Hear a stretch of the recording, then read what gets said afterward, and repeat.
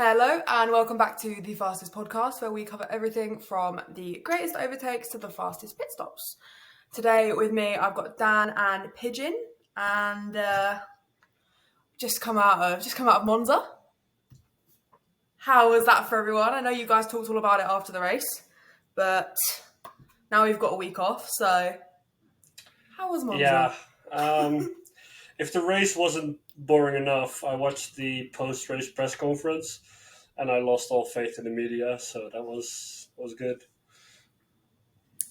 Dan? Yeah. It was a bit of a snooze fest, and there was just one thing that livened it up, and I'm sure we're here to talk about it. It was the McLaren team orders situation. We will be talking about that today. That is the overarching topic, I think, of the week. I mean, of the weekend, all of it, and going into Baku next, where they can wrap up the constructors. It makes for an interesting conversation because they've basically had the constructors in the bag, so can't really use that as an excuse for making sure all the drivers play nice with each other. So, do you think it's gonna impact how they let Norris and Piastri race? Because I don't. No, not really. I mean, they would have done it in Monza, really, wouldn't they? But the question is, if Norris puts it in the wall in Baku, what are they going to say to Piastri? Sorry, Oscar, but Lando's binned it at turn 5. Would you make it? Would you put it in the wall at turn 7 just so it's an even, fair fight in the championship? I mean, they've really gone and set a bit of a concerning precedent. I think, even we've seen other teams kind of react to it in the media, and I think Toto Wolff was saying, they're setting a scary precedent now, because where do you draw the line? It's all well and good that you have these one-off scenarios, but for McLaren now, it's not a one-off. We don't really see other top teams at the moment operating in this way. We haven't seen it in the last few years where Verstappen's been dominant. So where do they draw the line with team orders like that? I mean, I think you'd have to go all the way back to 2016 if you want to have a really good comparison when Hamilton and Rosberg were going at it. We all know how that ended. Rosberg won the championship and immediately quit because he was just done. Lando has threatened to do that. He can threaten all he likes. I mean, yeah. Well, the thing is, I think we have a different situation on our hands in this season. Hamilton and Rosberg, they were both, I think, proven race winners. They've both had great careers already. Back in 2016, one of them was a multiple world champion. The other one had been teammates with Schumacher at the time. So they both had a wealth of experience, and I don't see the McLaren boys having that. Piastri's only in his third year. Norris has only recently had experience with a race-winning car. So they're both pretty young in this stage of their careers. Yeah, I think that they could benefit from this kind of meddling, but I don't want to see it ruin the championship fight this season. No, I think you have to kind of question Piastri's mentality here. He just let Norris through. He didn't argue it over the radio. He just said, "Go on, mate, through you go. I'll try and hunt you down," but it came to no avail. You look at past champions. You've seen it with Verstappen when he was just asked let Perez through. I think it was for 6th place, and he refused to do it. Like you said, Hamilton, he was back in Rosberg up into Vettel and Verstappen to try and let them overtake. And you've seen the multi-21 incident with Vettel and Webber. You know, those are proper champions who know how to win, and I don't think either of these drivers quite know how to win or have the mentality to win the championship. One of them is going to, but is that more because of their car or because of their mentality? I would actually raise Hungary last year. Lando put up a fight before he let Oscar through. He wasn't happy about it. He said, guys, I'm faster. Tell him to catch up. There was no, okay, sure, straight over.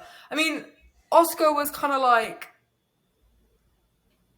really? Okay, sure, but really? Like, there was no, like, heat in it. And I think we kind of did see afterwards with both drivers in the media, don't really think either of them cared that much. Oscar is still leading quite comfortably. Lando gained, 4 points? Like, it's 3 or 4 points. So I mean, I don't know, but you know, for Norris, his mentality has been questioned since last season. You know, when he was racing Max, and he held on to that place harder last year than Oscar did. I don't know. I mean, we've never really seen Piastri in that position. Do you think he let him through just because he knew that Lando was faster anyway? Well, I think that Piastri on track and Piastri as a teammate are two different beasts. We have seen what Piastri can do if he's let loose. He definitely has what it takes to become a champion. He can put on the pressure properly. Can even put Verstappen into a mistake if he wants to. But I do believe when it comes to having your teammate behind you and your team telling you or asking you to do something, he's still kind of new in that. He only joined McLaren a couple of years ago. Norris was already a veteran at that team by that time, so he was the second driver for a while, and now they're pretty much equals in that team. But I don't think he has quite the balls yet to tell the team to go off and just keep their mouths shut, like Verstappen did in Brazil 2022. I don't think he wants to go onto the radio during a race and tell the team, like, I'm not going to do that. You can just, stuff it. Yeah, but this season might be the only season that either of them is challenging for a championship, because we don't know what's going to happen next year. So this might be it for both of them. So for me, if I was Piastri, I'd put up a little bit more of a back and forth over the radio. I think they still had 7 or 8 laps to sort everything out. I just put up a bit more of a fight. Yeah, like what Norris done in Hungary, but going back to McLaren, it just looks like they haven't learnt their lessons from that year. The mess that caused. Yeah, and if you also look back to, I mean, of course, these days, social media, you get all kinds of things popping up on your feed. One video that popped up on mine was Silverstone this season, where Piastri had the penalty for braking under a safety car, and a very peculiar moment where he asked the team, this penalty is unfair. Should we or can we swap back the positions? At the time, that was a really odd request because, well, it's a penalty, you don't do anything against it, and he just asked for a place back. But now, with Monza's context, we kind of know what he was pointing at, and then back then they didn't want to give in. I think you're looking at two very different scenarios here. I don't like how it played out in Monza. I don't like that they had to put their drivers kind of in that position. But I would say, Lando's slow pit stop was not his error. It was not driver error. But what happened in Silverstone was driver error. Dan's coming to disagree with me. I can feel it.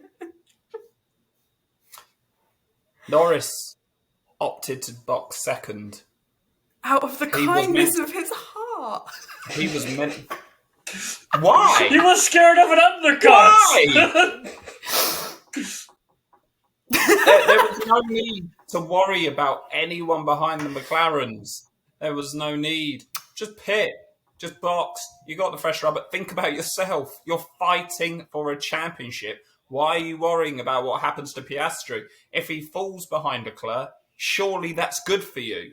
I don't understand it. Again, it's a mentality problem there. That they're both thinking about the team. They don't need to think about the team anymore. Now is the time to be selfish and think about yourself. I think McLaren has this thing going on. By the way, I do agree with you. I think McLaren has this thing going on where they want everyone to think that everyone's best friends and they all sit in a circle and hold hands and everyone loves each other and we're in our big corporate, fun fest and everyone's just hugging and everything's great. You don't necessarily see that at other teams. Obviously, drivers have to go and do their videos and that together. But McLaren really like to push this narrative. We've also seen historically, when they were under Ron Dennis, they were very particular about who presented what to the world. We saw with Hamilton, he came out of McLaren and he was like a whole different person because he hadn't been allowed to do any of that at McLaren. They've always been very image centric. So clearly whatever they're doing in those debriefs is hammering home, God bless the team. I don't know, but that's how it kind of seems to me when you take into account all of those different factors. But I think you kind of need to leave that in the garage when you get in the car. Yeah, I think we've had a kind of a shift in how teams operate in the past 10 years. If you look back at 2017 or 2021 for that matter, you saw drivers willing to risk it all to gain one more position on track. You saw Max and Hamilton going at it. You saw Rosberg and Hamilton going as far to play mind games even in the team hospitality as well. And now you just see, you just go, you had a bad breakfast or whatever. And they just want to be nice both on track and off track. And as a fan, I don't want to see nice on the track. You're paid a small fortune every season to I mean, a small fortune, 20 million is a small fortune when you compare it to the billions going on in that industry. But you're paid very, very handsomely to do your best, and they can do their best, and it's just you go, or and I just want to see the gloves off. Just put your foot down and don't take it off until you see a corner or something like that. I mean, I think they can have 3 double DNFs and they could still be safe from Verstappen at this point with 8 races to go. So just, what are you afraid of other than they can get their feelings hurt, As a fan, it just enrages me. Yeah. You look at Ferrari. Take Ferrari. Hold on, hear me out. You look at Ferrari, and you've got 2 drivers there. You've got Leclerc and you've got Hamilton, yeah? They would not be this nicey, happy, clappy. After you, please, go through. Are we doing a poetry session today? Yeah. I think we've all done a bit of the old slam poetry today so far. But Yeah. Can you see Hamilton going, oh, Charles, sorry, you had a poor pit stop. After you go through, and then I might try and race you in a few laps' time. And imagine with how every pit stop. Exactly, that's exactly what I was going to say. They wouldn't get anywhere. They'd be on the start straight for the whole race. You got the wrong alphabet for strategies here. Let me see. But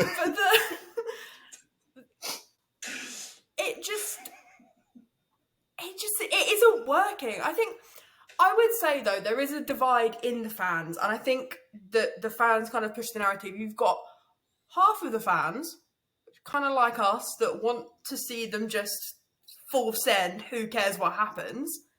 And then you have got fans that want to see the drivers being best friends and going on picnics. They exist. And if you notice the way that the team content that they put out has shifted, it's the drivers being best friends and playing games and braiding each other's hair. And that's kind of also what fans want to see. And McLaren are very image obsessed. So of course they're going to play into that, you know. They do all their team debriefs together. I don't know that Lando Norris wanted to go skipping down the pit lane after Sunday's race, but they did it because that's what they do.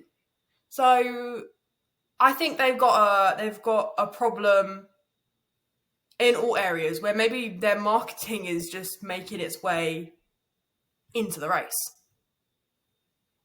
I mean, you say you want them to be best friends, or want fans want them to see them be best friends. I don't want to see them be best friends. They're rivals, for God's sake. It's one of 20. You're the one who has to do it. It's a team sport, but you're the one on track who has to do it. If you look at Verstappen and Leclerc in 2022, they were at each other's throat every single race. They would go onto the radio, snitching or whatever. They would race each other with millimeters of space that they'd give each other. But you still see the respect. They respect each other. They can laugh with each other.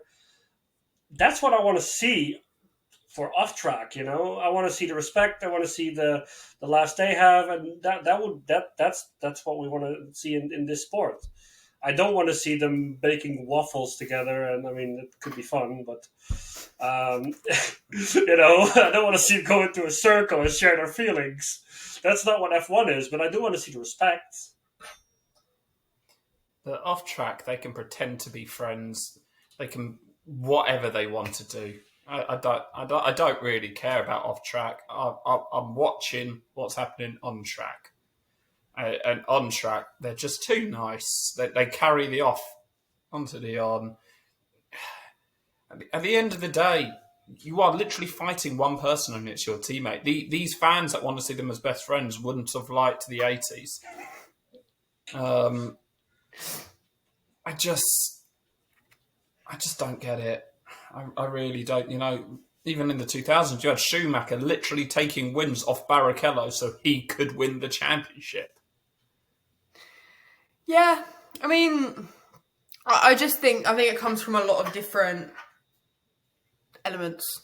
The reason that it is the way that it is, but okay, team orders. Let's move away from what the fans want. Let's talk about team orders a little bit, because we've had periods in the sport where it's been banned. We've had periods in the sport where they've been talking in code. We've had every sort of variation on team orders that we could have possibly had. Crashgate. Whole other video about that. Oh, that's an idea. Anyway,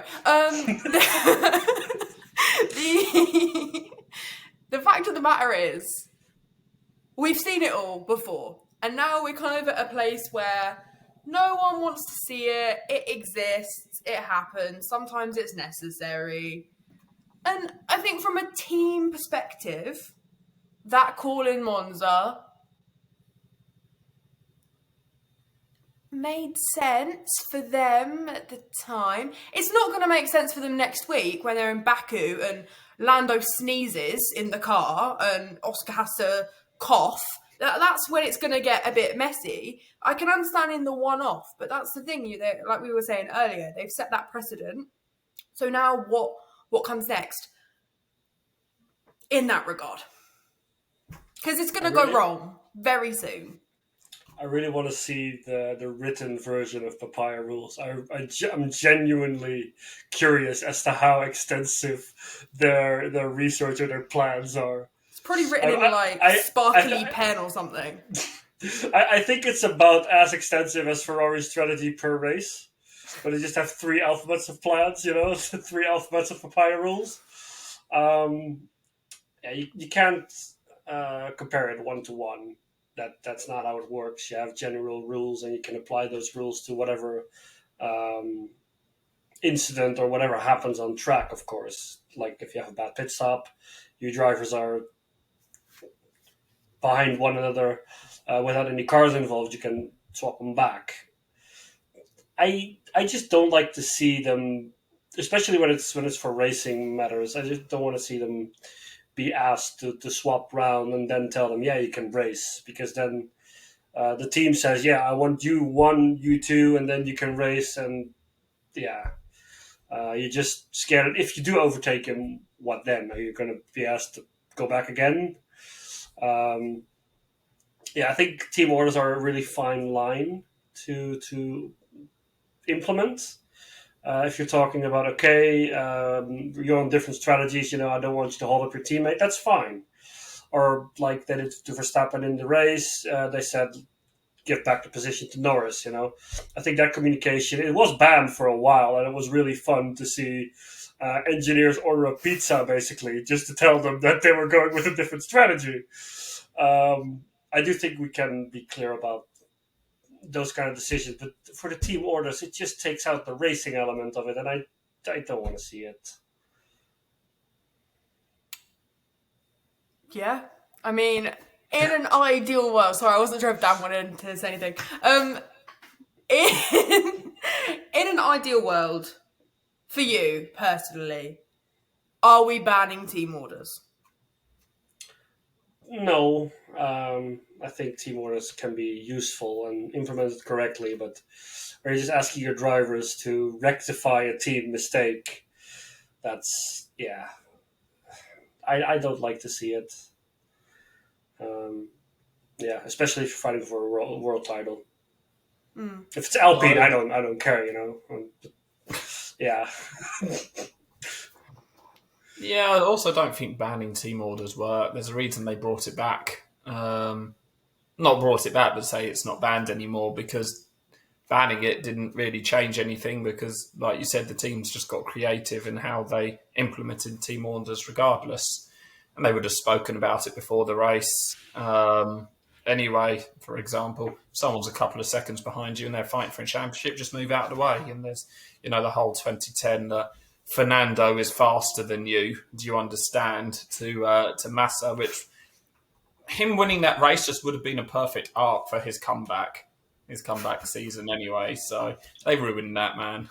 Ferrari ruined that. But Of course they did. Yeah. I mean, yeah, I think they have their place. I don't think we should ban them.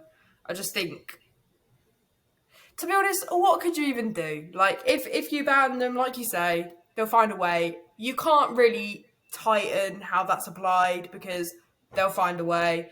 F1 teams love a loophole. It's not going to happen. I don't know. That race as a whole was just mentally grating, I think, from all sides. And, you think that they would have learned not to be doing all of that again.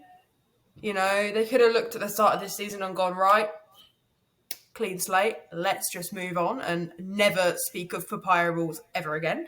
But they didn't do that. And now, so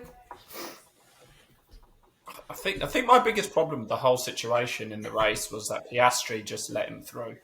He didn't argue it. He didn't, fight it. I know he's only giving up 3 points, but those 3 points come the end of the season could be vital. And then he'll look back at this situation and be like, why did I do that? If Norris wins the next race, and then all it takes is a DNF on a sprint weekend for Piastri, and we're right back in the thick of it. We didn't necessarily think that Lewis was going to close the gap to even points in 2021 going into that last race. Stranger things have happened. At this point, every point counts. Definitely. I mean, it's good for us if it goes a bit wrong for them, because something interesting to look at, I guess. So, I don't know. I mean, we have seen good races this year.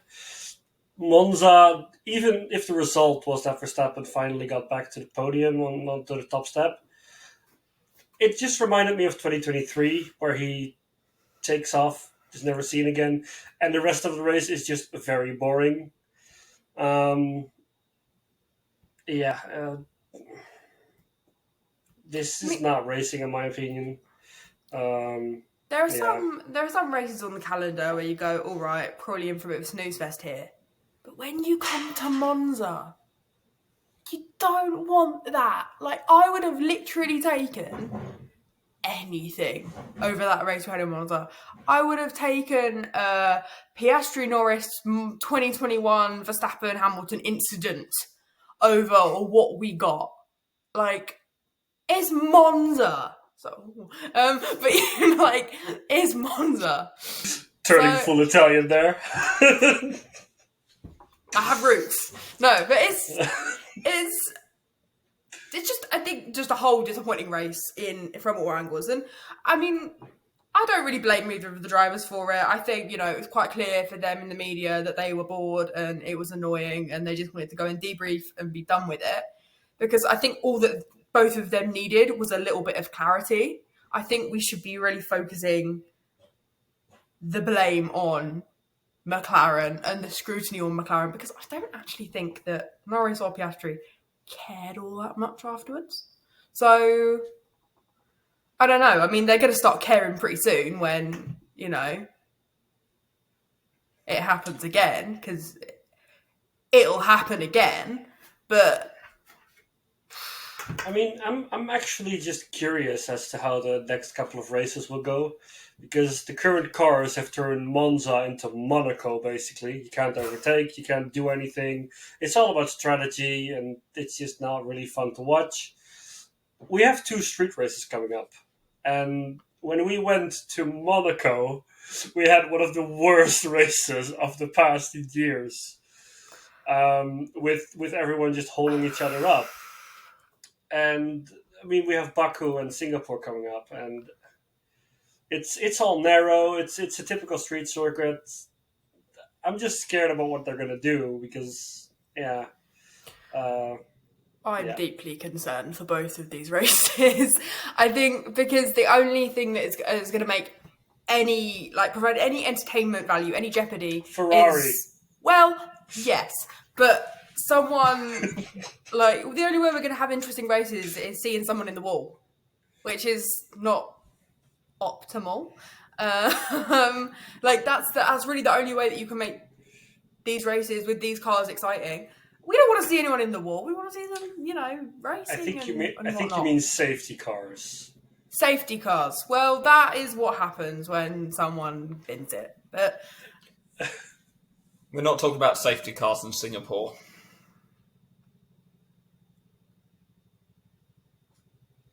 Red flags.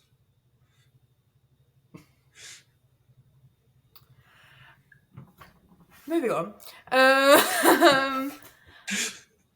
But yeah, I mean,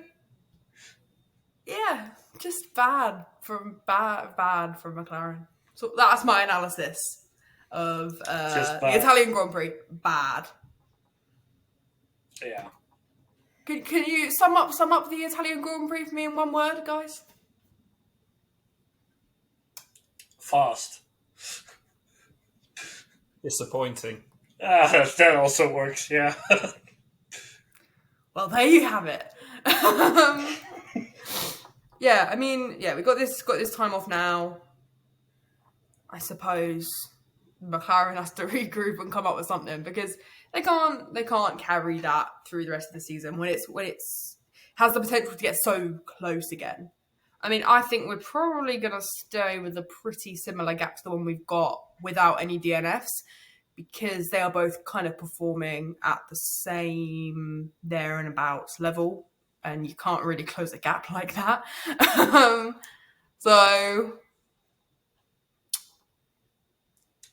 mean, they have the luxury of only having their own team as the competitors. It's only Oscar v Norris at this point. Do you think that they should be operating as two separate camps now? Kind of two teams within a team? I believe so. I don't think they will because, as we've seen, they're too afraid to even let them race without meddling. It's. I think they should be trying to do something different on each side of the garage. Would definitely make it more fun come qualifying and things like that if they both went with a completely different direction. I think that could make it interesting, especially with qualifying and races, whatever might come. We don't know, of course. We have seen some pretty interesting final races of the season. But yeah, I really want to see some old school jeopardy, some risk to it. It's all felt too safe this year. Yeah. Safe in terms of court strategy and niceness and not. They know the package they have, and they don't want to take any risks to go further. They know just where they have to put it to be first, and they don't want to go beyond it. Yeah. I think, it is a 2-horse race, obviously, but you can't rule out Max Verstappen getting in amongst them. Not every race, but sort of the more tracks like Monza, Vegas, for example. I'd expect Verstappen to be there or thereabouts with them. He's got nothing to lose, and he's more dangerous when he's got nothing to lose. Like, he will dive bomb. He'll just do it. And if he takes out a McLaren, he doesn't care, does he? He's got literally nothing to play for. Red Bull are doing nothing. He can't win the championship. Shivers down my spine. You can't count out external factors at this point. No, and I mean, McLaren will be in a real spot there if, suddenly they've got sort of a cat amongst the pigeons, as you might say. Anyway. I don't know if that's a saying. That is a saying. I just realised, not you, pigeon. The other pigeons. Move on, please. You've heard that before, right, Dan? I don't think it's a saying. But it is a saying. It's a saying. Thank you. Okay, then it's not a saying in Dutch. Regardless. If you've got Verstappen in there causing a bit of chaos for McLaren, and they're kind of going, but how do we all be nice to each other? Then they've got a real problem on their hands, because are you working together or are you racing? Or are you kind of not doing either and everyone's just there? Yeah. Verstappen could be a real problem. I think the last thing you want is for Verstappen to finish P2. Because if you win and your teammate is second, that's a 7-point gap. If your teammate finishes third, that's a 10-point gap. With only 31 points separating them, that's 3 races. If Norris wins 3 in a row, Verstappen finishes P2 3 in a row, and Piastri does whatever he wants to do, then it's on again, But I also believe that Norris said he's got nothing to lose now because he is so far back. If we do get a race where, we have seen races where it's easier to take more risk, and you see it on track as well, that they try to overtake more aggressively and things like that. If we get those races, I think we can see more risks from either driver. But we'll just have to see when we get to those tracks, because I only think that's like Coda, Brazil, those tracks. We don't have many of those left in the season, so. And weather. Rain. Let's bring on the rain. Yeah. Brazil 24 all over again. I wish. Could you imagine Colapinto on the podium?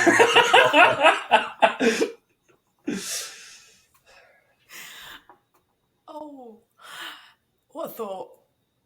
I don't want to think about Brazil 24. But It haunts her. Bad day. A flawed day. The fact of the matter is,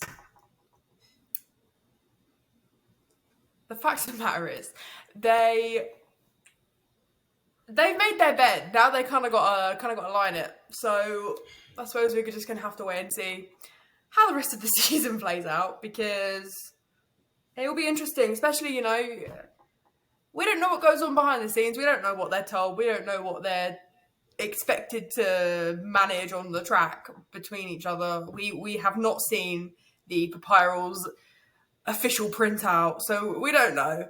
But, it'd be interesting to see if Norris gets a bit desperate, Piastri DNFs, that all these things can really throw a spanner in the works. And I think a lot of people have kind of resigned themselves to this whole thing being over. But it might not be over. Especially not if we carry on playing the old team orders game. So, you never know. Well, we'll be back at the weekend with another episode of the Fastest Podcast, where we will cover more Formula One news. So I'm still thinking about Brazil 24, guys. It really does haunt her. Jesus. It really does haunt me. But no, we will be back at the weekend with another one, and I hope everyone is coping without a race week happening. But we will be back with more content. You can stay up to date with what we're doing on our social media and on our website, where you can find updates and news about all things Formula One. Thanks for joining us, Brazil 24. Bye-bye. Bye.